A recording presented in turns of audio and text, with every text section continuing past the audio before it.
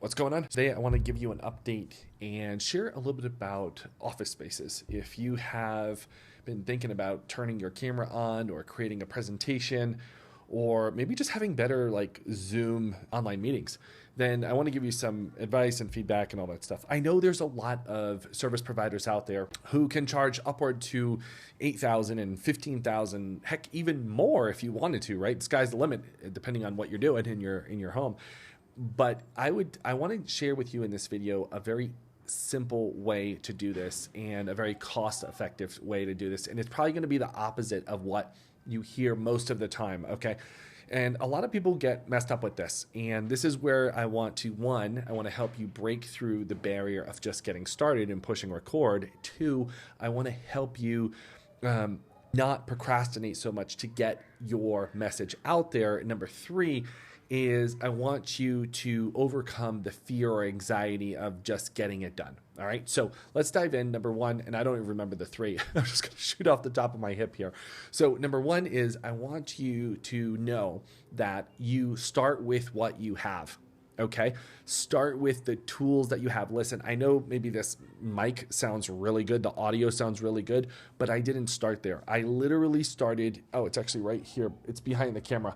I literally started, okay, it's coming. Oh, there it is. I literally started right here with a 3.5. You see that right there? I started with a 3.5 Apple earbuds, wired earbuds, at a cafe outside. You could hear honking and beeping and all that stuff going on. You could hear it in the background, but I started because I knew that I always thought I had to have this really expensive studio and all the lights and the camera guys and all that, and then the teleprompter and all that stuff like I've seen in some other productions. Now, I know if you don't know me that well or you don't know my background, I have done a lot of online marketing already, but in the past I was doing newspapers and TV. So I was familiar with all this production behind the scenes kind of stuff. So that's where I thought my head was at. But yet I wanted to just get people out there and get started, and even myself to just do it, to just get out there and do it. So that's how I started. So whatever you have right now, I encourage you to just start, because the reality is you're probably like 99 videos away from actually getting any traction. And I really mean that. I say 99 because it's probably going to take you about 100 videos to really get the hang of it, find your inner voice, and just get familiar with maybe how the tools work, how lighting is, and all that good stuff. So listen, what you're seeing right now, even behind me in this studio, it's not even finished. It's always an evolving thing. And I got that from Disney. Walt Disney really said it best, that Disneyland never really ends. It's always growing. It's always changing. It's always morphing. And that's how your studio should be. You should never have like this one setup and it's all there and it's all done. You can even change locations if you wanted to. This way it kind of keeps it interesting and it doesn't get so boring. And maybe you've seen this in some maybe bigger podcasts. Sometimes you'll see like 100 videos all done in the same place at the same time, and then they change it up a little bit. That's really important. It creates, a new environment. You've probably even seen this in big studios, maybe like the news or shows, right? Sometimes you're familiar, they'll have a certain set for a period of time, and then they change it up after a while. That's really important. It keeps things fresh. So here's the thing. I want you to know that you can start with where you're at, the tools that you currently have, and what you're using. Now, listen, I can give you a breakdown of what I currently use, but that doesn't matter. I just want to know how simple it is. First of all, I'm using a phone to record this. Yeah, I could get a big DSLR camera and have all the hookups and go spend $2,000 on a camera. I don't want to do that. I want to keep my camera setup so simple and easy. Then I have a front-facing key light, which kind of lights up my face here. And then I have a little bit of background light. As you can see there, right now it's green. I can change the colors. It doesn't really matter if you have lights in the back and to change colors and all that stuff, but it's important you do have some lighting in the background to make you more, it makes you look like you're more like, I don't want to say 3D, but it gives you more perspective, some aspect to the video so that it looks like I'm more in the front and there is a background. It just changes the dynamic. And now if I wanted to get super really into it and really high tech, I could have another light on the side called a headlight, and it would give a different perspective here. Now, I do have some other lights that I could turn on in my back wall here that would give a different look and feel.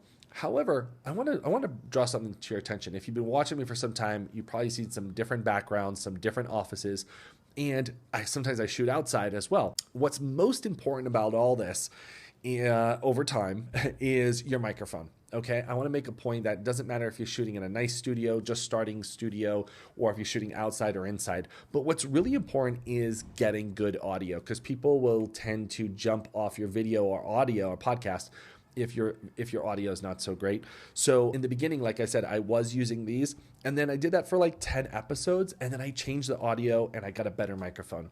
And then today, right now, I'm using a Rode Podcaster mic, which is probably one of my favorites because it's easy to pack up and travel. When I do travel, if I wanted to take it with me, I could, but it doesn't mean I have to. I do have some other microphones, but that's probably the most important part, whether you're doing a video or you're doing an audio, like an audio podcast, is that you have good sound.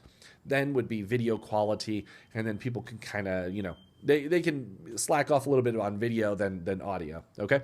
So that's really important. Again, using a phone, a Rode mic. Now, I want to talk a little bit about the background if you're doing a studio. I've done a variety of studios.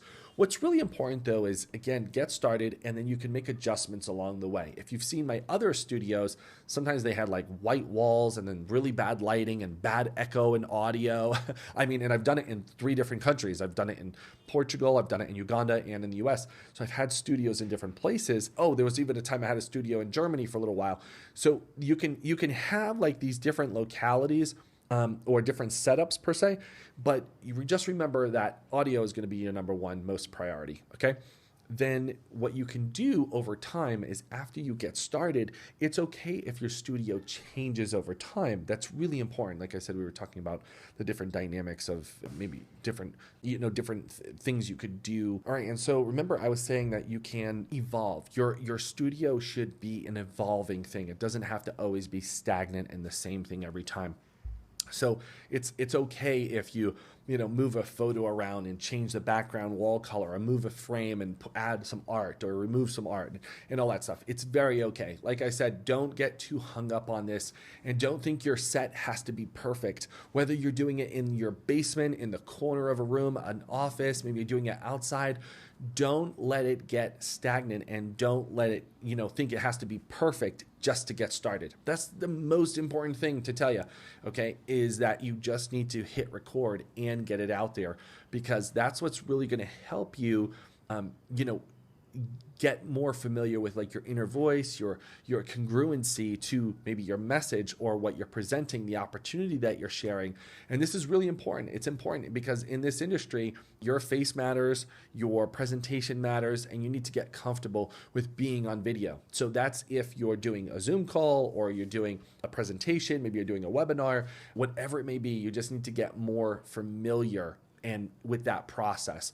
So listen, don't take this lightly. Again, this is not even if you're, so again, just get started. Don't make this so strenuous and get stressed so much out about it. And that way you're not, you're not all stressed out. Again, what's most important, listen, in summary, what's really most important is that you just get started. Don't get stressed, get started. Because when you do get started and you start recording and hit recording all the time on a regular basis, your message will get out there, your opportunity will get out there, people will hear what you have to say, and then the comments and feedback will come back to you a lot stronger, and then you will start building an audience and a brand and generate more income. It's just how it is. All right. So if you have any questions or maybe, thoughts about this, just throw it in the comments. I'll get back to you in there.